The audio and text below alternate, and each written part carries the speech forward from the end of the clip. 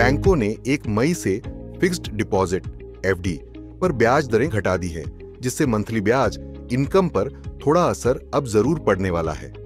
हालांकि बहुत घबराने की जरूरत नहीं है। सरकार के नए टीडीएस यानी टैक्स डिडक्टेड एट सोर्स नियमों के चलते अब उस ब्याज इनकम पर टैक्स कटौती उतनी नहीं होगी जो पहले होती थी।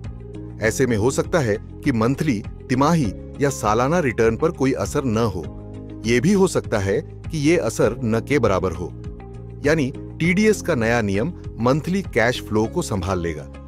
सरकार ने 1 अप्रैल 2025 से टीडीएस के नियमों में बड़ा बदलाव किया है, जिससे बुजुर्गों और मध्यम वर्ग के निवेशकों को सीधा फायदा मिलेगा। ये वही लोग हैं जो एफडी, एमआईएस या पोस्ट ऑफिस जैसी स्कीम में बड़ी रकम लगाकर हर महीने ब्याज से खर्च चलाते हैं। अब उन्हें ब्याज कम मिलने की चिंता से ज्यादा टीडीएस बचत का सुकून मिलेगा। 60 साल या उससे ऊपर की उम्र के निवेशकों के लिए एफडी पर मिलने वाले ब्याज इनकम पर टीडीएस छूट की सीमा 50,000 से बढ़ाकर 1 लाख रुपए सालाना कर दी गई है। यानी अब सालाना 1 लाख तक ब्याज कमाने पर कोई टैक्स नहीं कटेगा। इससे ज्यादा होने पर ही 10% टीडीएस देना होगा। सामान्य नागरिकों को अब तक 40,000 रुपए सालाना से ज्यादा ब्याज की इनकम पर 10% टीडीएस देना होता था, लेकिन अब यह सीमा बढ़ाकर 50,000 रुपए कर दी गई है। यानी एफडी, आरडी या एमआईएस में निवेश करने वालों को अब अधिक ब्याज मिलने के बावजूद टीडीएस से राहत मिलेगी। रामेश्वर श्रीवास्तव की उम्र 62 साल है, यानी सीनियर सिटीजन है। उन्होंने 5 साल के लिए 20 लाख की एफडी एचडीएफसी बैंक में की हुई है। 1 मई से पहले 7.5% ब्याज मिलता था, जो अब 7% हो गया है।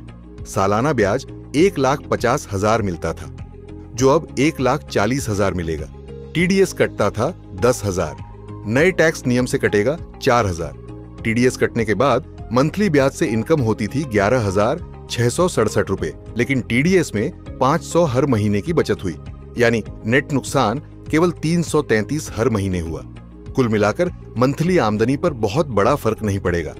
अगर आपकी कुल आय टैक्स के दायरे में नहीं आती तो आप बैंक में फॉर्म 15G 60 साल से कम या 15H 60 साल से ऊपर जमा कर सकते हैं। इसके बाद वो पैसे भी बचा सकते हैं जो नए नियम के बावजूद कट रहे हैं।